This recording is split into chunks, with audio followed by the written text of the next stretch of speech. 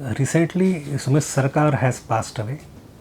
He was a doyen of historians and one of the most preeminent Marxist historians of modern India. So, I thought let us take this opportunity and talk about some of his books and contributions. I do not have all the books written by him. उनके कुछ volumes which he co-edited with his wife Tarika Sarkar on gender history. I don't have them with me here. I don't have his book like Beyond Nationalist Frames वगैरह, but बाकी सारी किताबें लगभग मेरे पास हैं. Let me start with his most famous book, The Swadeshi Movement in Bengal, that he wrote back in 1973. And that book brought him into limelight and made him most important voice of modern Indian history. This kitab has shaped the way we look at Swadeshi movement fundamentally. ये मेरे पास जो addition है वो permanent black की अशोका की addition है, recent publish हुई है. But I remember the original book when it was written was published in 1973 by People's Publishing House, PPH. People's Publishing House is a arm of Communist Party in India. In 1970s and 80s, it was very famous.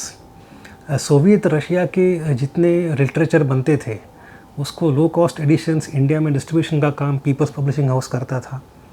And lot of left leaning intellectuals की किताबें including R S Sharma also were at that time in 70s 80s published by people's publishing house. Sumit Sarkar का जो magnum opus है people's publishing house ने ही publish किया था, but 2010 के बाद इसकी ये नई रिप्रिंट आई है. So I have a new book. It's a very important book to look at modern Indian history.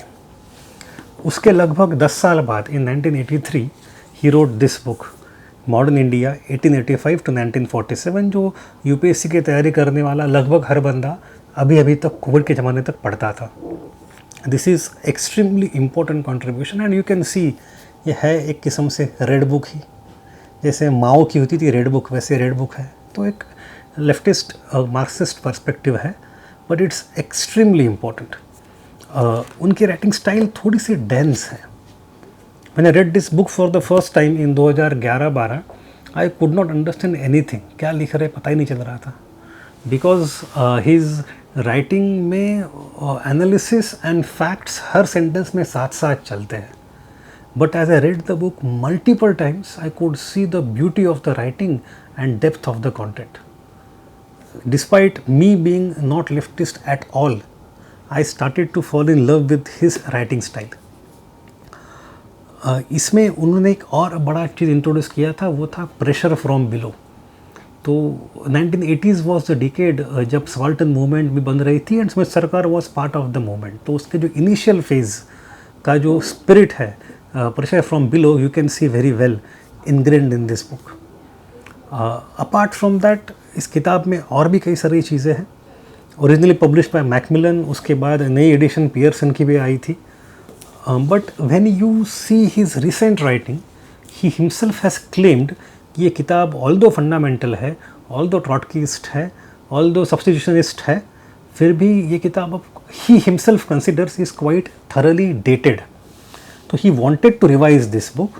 तो आज से लगभग 10 साल पहले he started to write replacement and it was called modern times. यहाँ पे उन्होंने 1880s to 1950s किया है, unlike the exact year 1885 to 1947. ये जो किताब है इसमें कुछ नए थीम्स हैं, नए इश्यूज़ हैं, and it was suppose to come in 2 volumes. This is the volume 1 that I have in hardbound also and paperback also. इसका वॉल्यूम 2 कभी आया ही नहीं. I was waiting for volume 2 for long time. I even wrote an email to Shekhar Bandyopadhyay sir. Bandyopadhyay की जो किताब है प्लासिटिव partition, उसके इंटर में वो लिखते हैं that he is immensely indebted to Sumit Sarkar की ये जो किताब है modern India for his fundamental ideas. तो मैंने सोचा उनको जानते होंगे, उनसे पूछते हैं. तो उन्होंने मुझे बताया था आज से करीबन 10 साल पहले कि सुमित सरकार इज़ नॉट कीपिंग वेल, उनकी तबीयत आजकल इतनी अच्छी नहीं रहती है, तो सेकंड वॉल्यूम कब आएगा पता नहीं. आई सिंसियरली होप कि उनकी मैन्युस्क्रिप्ट तैयार होगी और वो शायद कभी फ्यूचर में पब्लिश हो जाएगी. अगर इसका सेकंड वॉल्यूम भी आता तो मे बी टुगेदर पुरानी उनकी किताब जो 83 की है completely outdated हो जाती, but in absence of the second volume we still have to fall back on the old book. Then his another very important contribution is writing social history. 80s 90s में तो social history ही became mainstream. इस किताब में बहुत सारे काफ़ी interesting essays है, specially the one I liked. एक है the relevance of E.P. Thompson in Indian history, and secondly decline of subaltern in subaltern. Sumit Sarkar, everybody knows that he was a very important member of subaltern studies group in the early 1980s. But 80s के ख़त्म होते होते वो वहाँ से बाहर निकल पड़े. उन्होंने कहा था there is no subaltern in subaltern. वो जो क्रिटिसिज्म वाला उनका ऐसे है वैसी किताब में पहली बार आया था. काफ़ी फेमस किताब है ये. Then there is one collected assorted book. उनके कई सारे एसेज रिपीटेड भी है, कुछ और एसेज इस किताब में आए हैं. Essays of a lifetime by Sumit Sarkar. इसमें कुछ पुराने ऐसे हैं सोशल हिस्ट्री से भी, कुछ अलग भी एसेज हैं, but it doesn't have one single theme as such. Recently 2025 में, just last year, in the World Book Fair in Prakriti Maidan, Delhi, I found a new book published by him, Uncollected Writings by Sumit Sarkar. It is also published by Ashoka University and Parvardhan Black. इस किताब को मैंने खरीद के रखा हुआ है, and I could see that there are about 8 different essays in this book. मैंने आज तक पढ़ी नहीं है, अब शायद समय मिले थोड़ा पढ़ लूँ इसको. But this was the last book that got published in his name.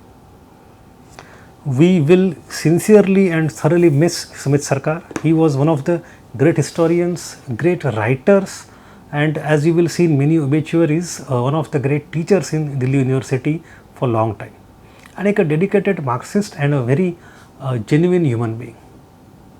And despite him being Marxist, I will still say, may his soul rest in peace. Thank you.